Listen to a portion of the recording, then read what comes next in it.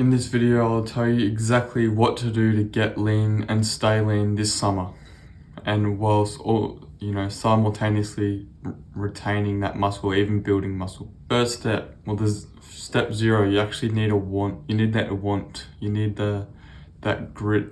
You need to want to get lean. If you don't want to get lean, just get off the video. But if you do, this is exactly how you do it.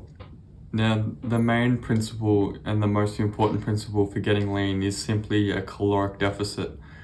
What that means is you're intaking less than you're expending. So say your maintenance calories, is what you need every day to stay, to maintain your weight. So say that's 2,500 calories. In order for you to lose weight, you're gonna need to lower calories or increase exercise.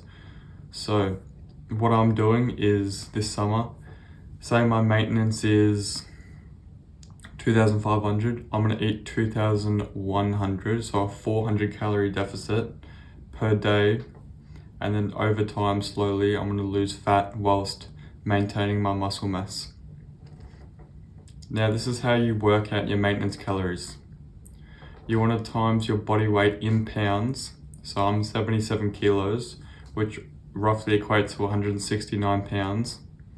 So I'm going to times 169 pounds by 15, and I'll get my number. And then take away 400, which is 2,150 calories. And that'll be my daily limit, which will allow me to get leaner slowly whilst building muscle or retaining muscle and getting stronger. If you go any less than 400 calories deficit, you're gonna get a bit ravenous, you're gonna get agitated easy, you're not gonna be able to concentrate on your work. Your recovery is gonna go down, get downhill tremendously. Sleep's gonna be in the dumps. So make sure you're not cutting your calories too low. However, you do want to cut them to a degree that you're actually going to lose weight at a good rate.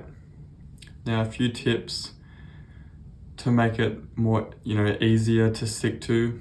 Tip number 1 is intermittent fasting. This is an absolute game changer if you're trying to get lean.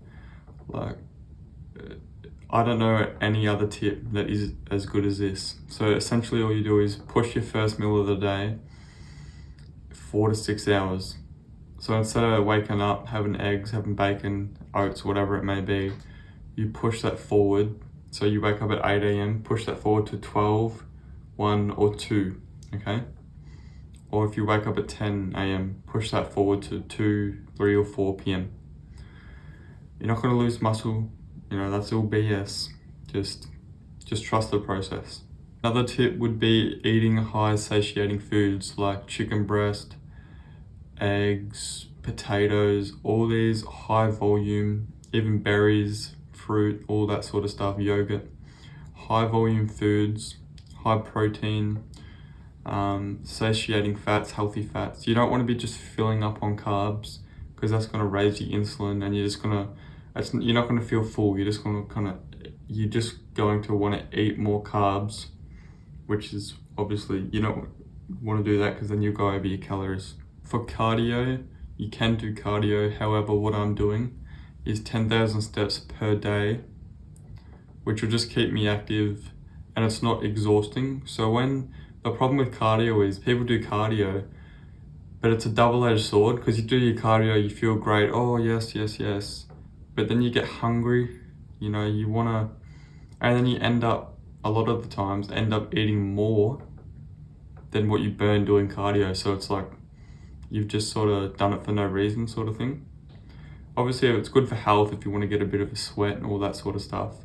And also it limits your ability to recover in the gym, because if you're going to the gym hard 4 days a week, 5 days a week, and then you're doing cardio on top of that, like especially HIIT, which is high intensity interval training. If you're doing that too, you're gonna have a really rough time recovering, and I do not recommend that for anybody. Also, make sure you stay hydrated, drink plenty of water, get sunlight, vitamin D, all those sorts of things. And that's what I'm doing this summer to get lean and get shredded. Oh boy.